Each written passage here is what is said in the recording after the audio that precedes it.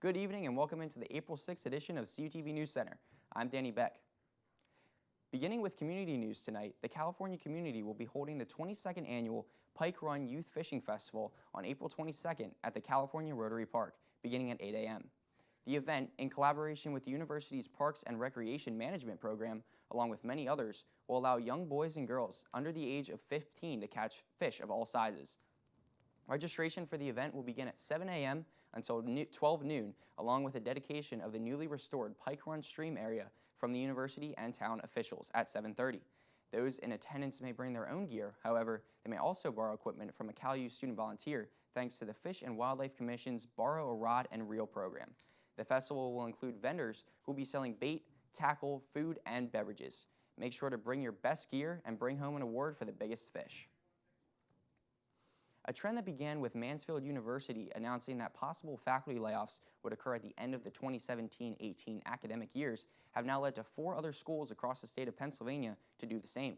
California, Cheney, Clarion, and Edinburgh's university administrators notified the union on April 1st of possible faculty cuts at the end of the 2017-18 year, similar to Mansfield University. The April 1st deadline marked the final day that universities across the state system could inform APSCUF of possible layoffs due to program downsizing, elimination of courses, or even the ridding of possibilities performed by non-classroom faculty. Although this announcement does not mean that faculty will definitely be laid off, it adds to the already tense atmosphere of possible closures and mergers.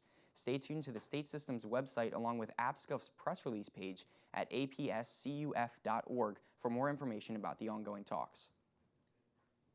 A new TV streaming service has taken flight with YouTube's launching of YouTube TV to 5 U.S. cities. Earlier this week, the citizens of San Francisco, Los Angeles, New York, Chicago, and Philadelphia were granted access to the $35 per month TV streaming app that gives consumers live TV on the go. Compared to the astronomical bills that cable TV competitors charge for various channels, the YouTube TV app offers channels such as ABC, Fox, CBS, ESPN, Sci-Fi, and 40+ other channels at your fingertips. The app also allows 6 devices to use the same subscription at the same time, along with unlimited DVR and an easy-to-use interface. If you do not live in the metro areas listed, you may visit tv.youtube.com to learn about this innovative piece of technology.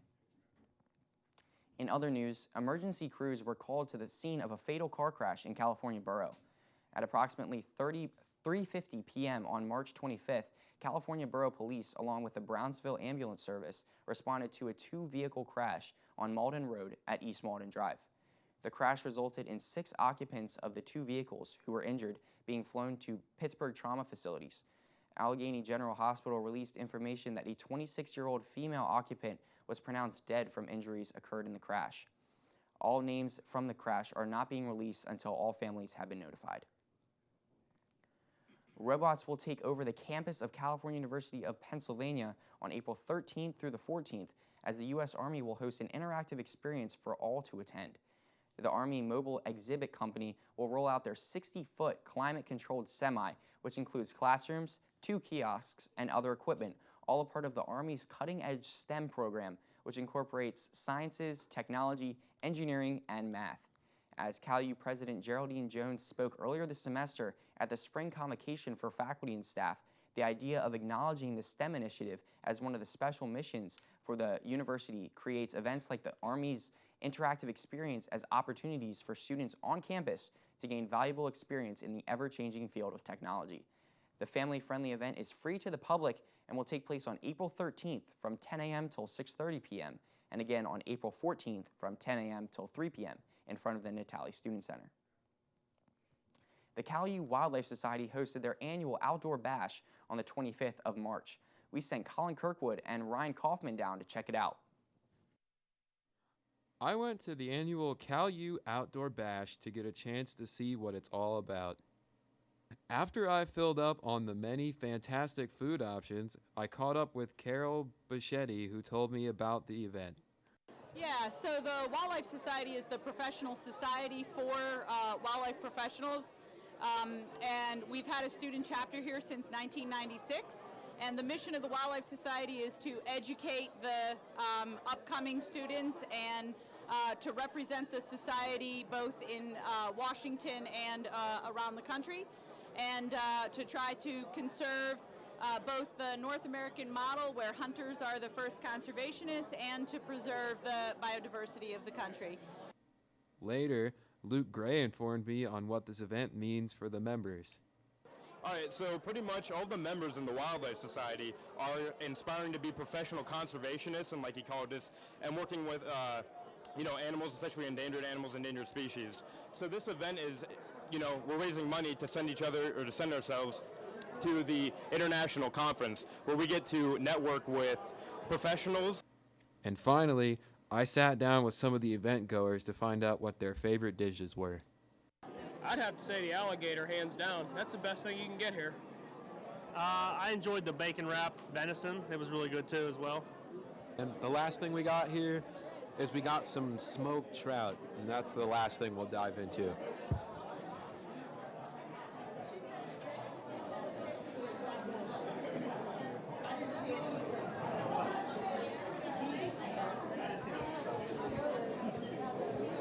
As you would expect, fishy, but that's fine because it's good and definitely would recommend. And there's plenty of other stuff that we have here that we haven't gotten a chance to get into yet, but we're definitely going to dig in soon. So, once again, reporting live for CUTV, this is Colin Kirkwood. When we come back, Stephen Ruffing and I will take a look at the latest weather forecast.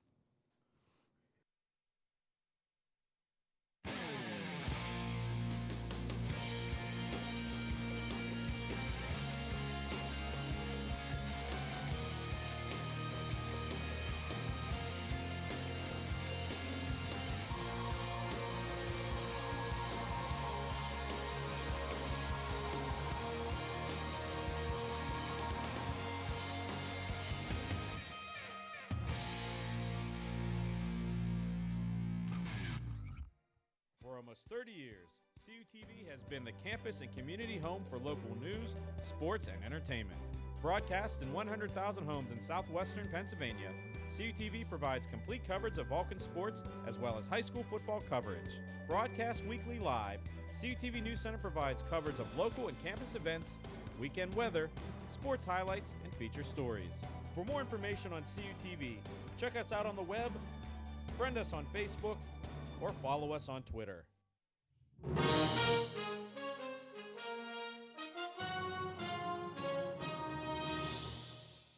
Welcome back into CUTV News Center, and I know that Stephen Ruffing really isn't the guy that we'd really have here talking about weather, but hey, why not? Let's give it a run. I'm not completely underqualified. I took Earth Science last semester, so I know one or two things, and when I say one or two things, I know one or two things. That's good enough for me. Let's look at the weather forecast now. I mean, this upcoming week, we are going to get that fantastic spring weather. I mean, we're looking at 70s, low 70s on Sunday. Monday is our big one. 78 is going to be the high on Monday. So if you're going to plan on skipping classes this week, it should be Monday. It's going to be beautiful.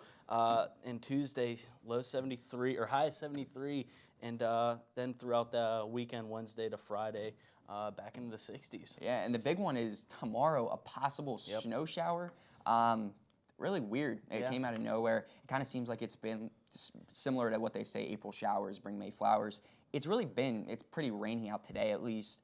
Yesterday was very nice. I know we did a little project outside. Yep. Very nice temperatures yesterday. But really looking forward to nice weather for the rest of this week. Yeah, there's no doubt about that. Once you get over that snow hump on tomorrow, on Friday, you're looking at a sunny 58 on Saturday, and then, of course, those beautiful 70-degree weathers throughout the week. So don't take Steven's advice to skipping class. No, don't but definitely enjoy the weather if it's warm. I mean, it looks like it's going to be very warm. So. Yeah, of course. Well, thank you, Steve. When we come back after the break, Stephen Ruffing will also take us on a trip around the entertainment world. Stay tuned. Todd's a great guy. I mean, look at him. What a sweetheart. Attaboy. Wait, Todd, what are you doing? How totally selfish and un-Todd-like of you. Come on, Todd. Come on, man.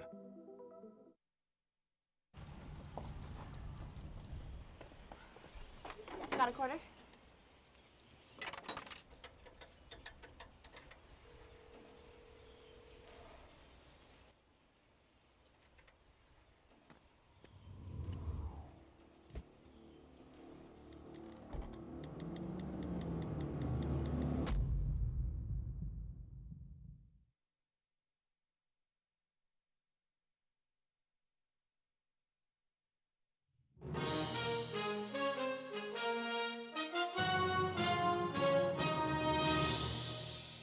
Welcome back to CUTV News Center. I'm Stephen Ruffing with your entertainment report.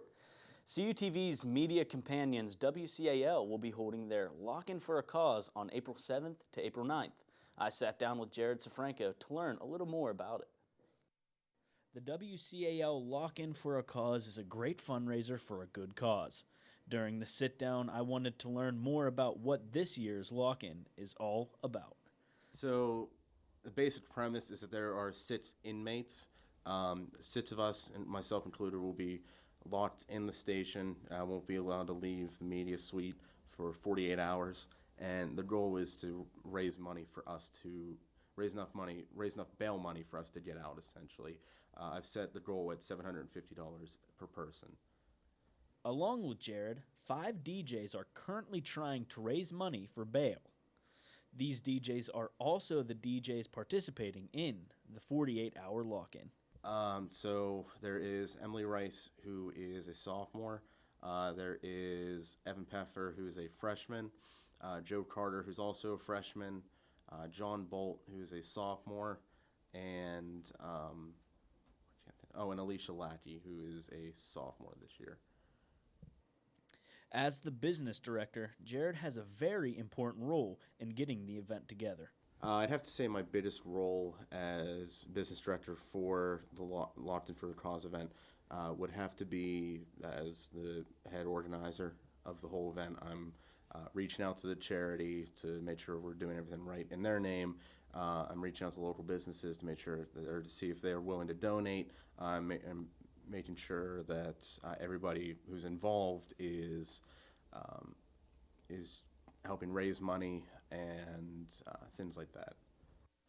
As the lock-in soon approaches, WCAL is looking to the CalU student body to donate and help a great cause. Well, they can donate by stopping by one of our remote tables set up around campus at one of our remotes on campus, or you can email me at sof4381@calu.edu, or call into the station 724-938-3000 and just say you're willing to donate. It's all going to a good cause. With the lock-in around the corner, every donation counts and is greatly appreciated. Tomorrow is the April edition of Funny Freaking Friday in the Vulcan Theater. This month's performer is Jersey, the Haitian sensation. Jersey is an up-and-coming comedian who became one of the top comics in Orlando. The Haitian sensation has performed in bars, clubs, and lounges across Southeast Florida and will be making his way to California, Pennsylvania. This is the performer's first college show, so let's join him from 7 to 8 p.m. to make this the funniest freaking Friday yet. The social media platform Snapchat has quickly become a fan favorite because of their creative filters that users can use. The filters consist of funny faces, voice modifiers, and even interactive filters. Some of the most used filters are the dog face and the face swap. Our very own Dylan Gaudet even tried out the new filter that represented a newspaper for the Final Four basketball games played last week. Be like Dylan and have fun with Snapchat's new selfie filters. Are you a CalU student that loves the Pittsburgh Pirates? If so, the Student Activities Board will be selling tickets at the information desk in the Natali Student Center for the upcoming game this Saturday. If you're interested in going to the game, the bus leaves at 5 p.m. from the Mandarino Library. Tickets are only $10, so make sure you jump on this amazing deal and make your Saturday night a home run. And to round out the entertainment for this week, we have Rogue One in the Vulcan Theater. When space engineer Galen Erso is taken away from his young daughter Jyn, he is forced to help build a weapon of mass destruction. As Jyn Erso grows older, she finds out Her father has a key to destroying the Death Star that he helped build. Jin joins rebel spies to find the Death Star blueprints and stop the destruction. Show times are 11 a.m., 7 p.m., and 10 p.m. Monday through Friday, and 4, 7, and 10 p.m. on Saturday and Sundays. Now, Danny, pleasure joining you Back again. To banter.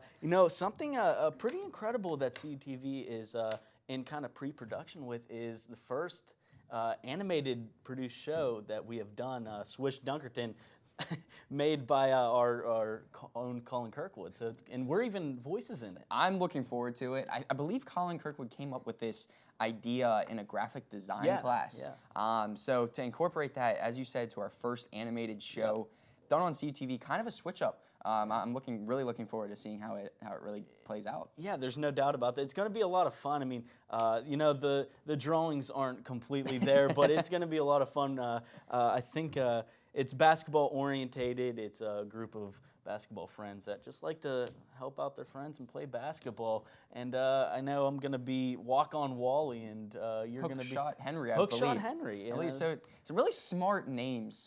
With their kind of basketball oriented as well, as you said. A lot of play on words, but be sure to look out for that show, as it's going to be coming soon eventually, as Gary would put it. Yeah, we'll see what happens with that. Thanks, Steve. When we return, we'll pass it over to our sports guy, Anthony D'Agostino. Stay tuned.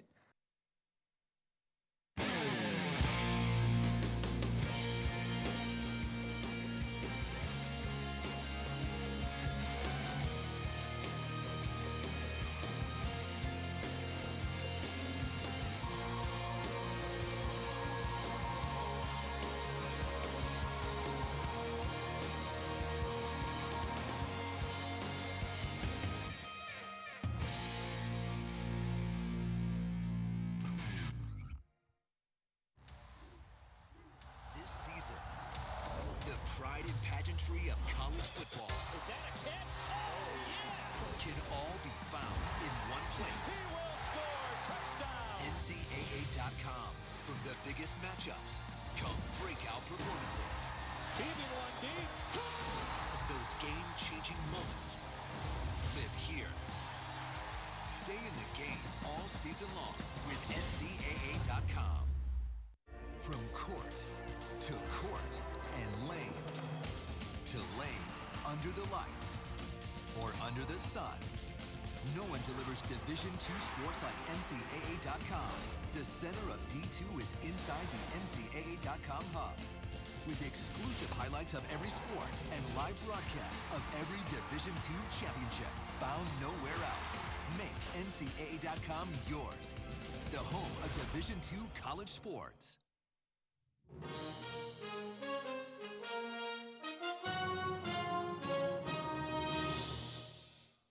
Welcome back to CUTV News Center. I'm Anthony D'Agostino with your sports report.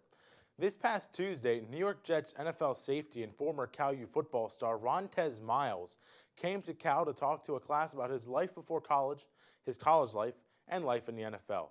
He discussed that his home life was rough. He has a big family, and as he grew up, his mom was addicted to drugs and his dad was incarcerated. He used football as an outlet for his frustrations. He didn't come to Cal right away. He actually went to 2 of the universities first. And then after 2 years, he went to CalU. In his first season at CalU, he garnered his first award. He was named the PSAC West Freshman of the Year. And in his sophomore year, he was selected to the Football Gazette third-team All-Region team. In his junior year, he moved from offense to defense and was named to a bunch of first teams and Player of the Year, one of them being the Daktronic Super Region 1 Player of the Year. In his senior year, he was named a preseason All-American. He was then signed as an undrafted free agent by the Jets in April of 2013. I had a chance to sit down and talk with him after he gave his presentation. He first explained the difference between his college experience and what the NFL is like. It's amazing. It's people don't see the ins and outs. Like, we work Monday through Monday. We get Tuesdays off. Like, that's not a day you do anything. You're probably icing your body on Tuesday or getting ready for Wednesday, which is the big study day for the game. So you literally work Monday through Monday, man. He also discussed how he represents the smaller school. I definitely live to do it for like CalU, the small school area, where I'm from. I love it. He talked about how he rebounded after suffering a nasty injury in practice. Being towards the end of the season, I'm finally about to play, and I got to wait a whole recovery process. And not only recovery, I have to wait to see if I make the team again and make the team. So, them are the obstacles, man. Recovery, getting back, making the new coaches like me, making the team, making the impact early, you know. So. He discussed that he hopes he will play more and start in this upcoming season. I'm playable, meaning like I'm startable. Like before, they label you as a starter, startable. Or fact is, I can come in the game and start, and I can get the job done. So that's what they got me labeled as. Now they said we impressed them. I increased my game. Miles also told me that he knew since an early age where he wanted to end up. I knew at 8 where I was going to be. Like, there's nothing that you could have said to me, like, not believe that. Like, you have to believe it, and you really have to, like, make it true, like, write your own story. I have nobody let you know you can't do it. And I know people say it a lot, but I don't think they understand that mentally you really have the power to do as you please. I also asked him what place he doesn't like to play in. Dallas. Oh, it's like a circus. Like when you come out the locker room, they have glass, plated glasses keeping the fans from getting to you because it's a bar. Like when you walk out of our locker room, we're walking through a bar, and it's like big sheets of glass, like thick glass keeping the fans up, but they're all pounding on it, drunk, like, and we just walking down this narrow tunnel with glass, and everybody pounding on it. And as soon as you come into the dome, that Jumbotron and fireworks. How do you get fireworks inside the building with the Jumbotron? He discussed what it meant to him to be in the Pro Bowl. It was big to see that. Regardless how small it is to other people, that's big to me. Lastly, he talked about how he thinks he is the hottest rapper in Pittsburgh. And I asked him if he thought Le'Veon Bell had anything else to say about that. I mean, he can say what he want. I mean, the proof is in the pudding. You know, I ain't gotta rap about it. You'll see my videos. I got videos out. So. Fair enough. Thank you, Ron. No problem. Appreciate you guys. Thank you. The California baseball team had a home game against Salem International this past Tuesday. Cal got off to a hot start and didn't look back since. In their first game of the doubleheader, the Vulcans won 11-1. As you see here, Andrew Grace, 3 of 4 at hitting. He had a home run, 4 RBIs, and 2 runs. Brooks went 1 for 2, had 3 RBIs. Chris Waschak went 3 for 3, an RBI, and 2 runs. And Winkler was 1 for 1 this season, 4 innings pitched, 3 strikeouts, 1 walk and 1 hit. In the second game, they also had the bats out as they won 12-2. As you see, once again, Brooks went 3 for 4, 2 RBIs and 3 runs. Marcus went 2 for 3, 2 RBIs and 2 runs. Fairman went 1 for 1, 4 RBIs, 1 run, and a home run. And Ertz was 1 for 1 this season, pitched 4 innings, 1 strikeout, 2 walks, and 2 hits. The Caillou softball team was also in swing this past week as they took on Slippery Rock this past Wednesday. They struggled against the Rock as they fell in both games. It was the first time that the softball team fell in shutout fashion in a doubleheader since 2009. In the first game, Cal lost 7-0. And as you see here for Slippery Rock, Siciliano went 3 for 4, 2 RBIs and 2 runs. Fisher for Slippery Rock went 2 for 4, an RBI and a run. And Wilson for California went 2 for 4, but as you see, no runs scored for California. DeRose for Slippery Rock, she's 3 of 4 on the season. She pitched a complete game, had 4 strikeouts, 4 walks, and 0 earned runs. In the second game, California lost 4-0. Once again, Siciliano leading the team. She went 1 for 3, an RBI, a run, and a home run. Baxter and Hawley for Slippery Rock had an RBI, and Cal was held to only 4 hits. Dawson for Slippery Rock is 6 of 4 this season. She pitched a complete game. She had 6 strikeouts and 2 walks. The NCAA Men's Basketball National Championship was played on Monday, April 3rd. It pitted the North Carolina Tar Heels against the Gonzaga Bulldogs. It was a close game throughout. The game went back and forth, and Gonzaga led at halftime 35-32. In the second half, the game kept going back and forth. The largest lead in the second half was 5 points, and it was with the Tar Heels. However, Gonzaga came back, took the lead by 3. The lead would keep going back and forth, and at the end of the game, North Carolina blocked a shot and then drove down the court and made a slam dunk to seal the deal. They ended up winning the championship 71-65. The upcoming schedule for the next 2 weeks are as follows. As you see here, for baseball, they have a game April 8th, home versus Seton Hill. Also, April 14th, home versus Gannon. And April 18th, they are home versus Notre Dame, Ohio. For the softball team, they had a game today, however, that is postponed. April 8th, they play home versus Seton Hill. And then a postponed game from today will be April 9th, home versus Mercyhurst. For tennis, April 7th, they are home versus West Virginia Wesleyan. April 9th, they are home versus Seton Hill. And April 11th, they're home versus IUP. And now it's time for the Vulcan Hammer Award. For this week's Vulcan Hammer Award, I've selected Vulcan's baseball player, Andrew Grace. Grace is a junior and the catcher for the team. In the game against Salem International, he had a stellar first game. He had 4 at-bats and had 2 runs and 3 hits and 4 RBIs. He also hit a home run in the 6th inning.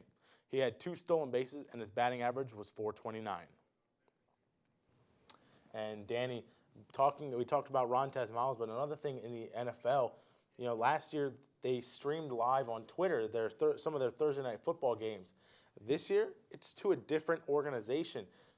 They're going with Amazon. Amazon bought the rights for $50 million to broadcast 10 games live streamed on Amazon. I know that I use the Twitter app for watching these NFL, the Thursday night football games. It's very useful. It's going to be different how they use it with Amazon. Maybe they're going to develop a new app to use it. I'm not sure the specifics about this, I guess, changing of rights. But $50 million, that's a steep price for 10 games. Yeah, only 10 games. And like you said, I don't know exactly how people are going to be able to watch it on Amazon. Do you have to have Prime, or is it available for everyone to watch? And will there be a link possibly online or in the app? Because, like you said, the app is mainly for buying things. And yeah. I don't exactly know where it would be. Hopefully NFL posts a link on their Twitter, maybe on the Thursday Night Football Twitter page that they have. Maybe post a link to say, hey, you can watch it here as well if you don't have the TV channel. And Twitter was very useful just because of the fact that if you go on Twitter, the first thing you see, a live link right at the top. Right. You can click that, watch it. I'm not sure how exactly live it was. I know there was a little bit of a delay. It's obvious for obvious reasons. But yeah, it was useful with Twitter. It's going to be interesting to see how that really the change of rights goes. Well, not only with the watching, but for Twitter, you had the ability to write the hashtag. You could tweet about it, live tweet it as well.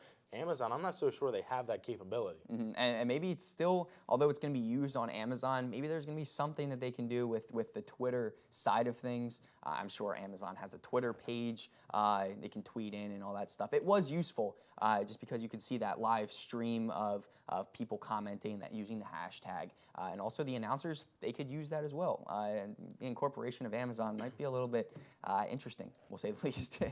Thank you so much, Anthony. And thank you so much for joining us tonight on CUTV News Center. Be sure to check out our YouTube channel at CUTV News Center and our Twitter pages, CUTV_PA and CUTV_News Center. Don't forget that Cal Times will also be publishing a new edition of their newspaper on campus in 1 week. Also tune in to WCAL 91.9 FM in your car or online at sai.calu.edu/WCAL. Thanks for watching and have a great night.